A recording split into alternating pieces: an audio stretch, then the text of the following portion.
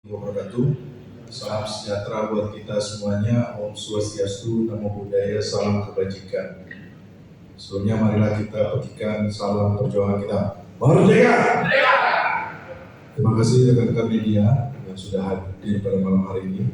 Kami dari tim hukum Mas Hasto Kristianto akan menyampaikan beberapa poin yang perlu diketahui oleh masyarakat Indonesia. Di sini hadir Pak Todung Mulia Lubis, Pak Martin Ismail, Pak Rido, dan Pak Yohanes Tobih, dan beserta DPP partai yang hadir. Terima kasih. Pertama, ini adalah penahanan politik, dan ini adalah babak baru yang kami anggap sebagai serangan terhadap partai kami. Penahanan ini membuktikan informasi bahwa Sekjen PDI Perjuangan Hasto Kristianto memang ditargetkan untuk ditahan sebelum kongres partai. Mengapa ditargetkan? Karena peran seorang sekjen sangat penting dalam sebuah organisasi partai politik.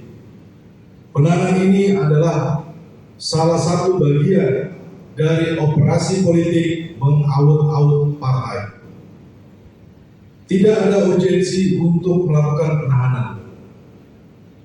Sekjen Mas Hasto Kristianto selalu kooperatif dan kita juga masih mengikuti proses pra-peradilan. Kalau alasan untuk melarikan diri, Mas Hasto tidak akan kemana-mana dan selalu patuh dan datang setiap kali dipanggil.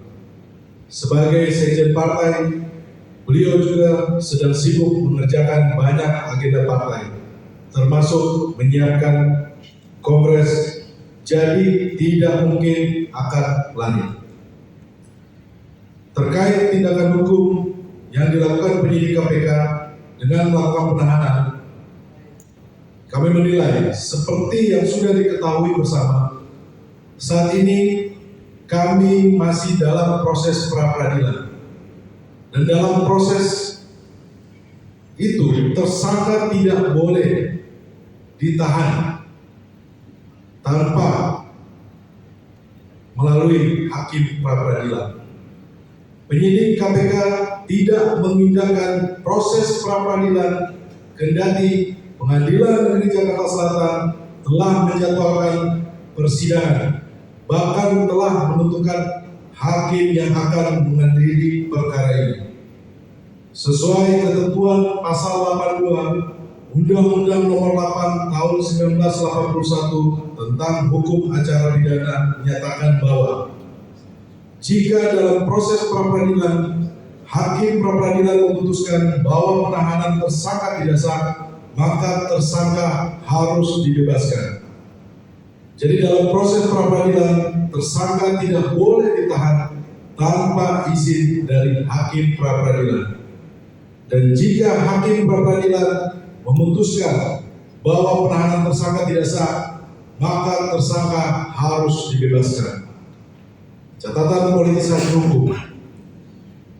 Sejak awal kasus ini muncul, semua orang bisa melihat bagaimana pada bulan Juni 2024, pada hari yang sama, Mas Hasto dipanggil oleh Polda Metro Jaya dan KPK untuk kasus dugaan hoax dan kasus dugaan suap Harun Masiku yang sudah inkrah. Pemanggilan ini sudah aneh dan ganjil karena muncul setelah Mas Hasto sebagai Sekjen PDI Perjuangan dalam banyak kesempatan menyampaikan sikap politik resmi PDI Perjuangan terkait kerusakan demokrasi yang dilakukan oleh pemerintah yang berkuasa saat itu, yakni Jokowi. Sejak itu, aparat penegak hukum menggunakan segala cara untuk menekan Sekjen.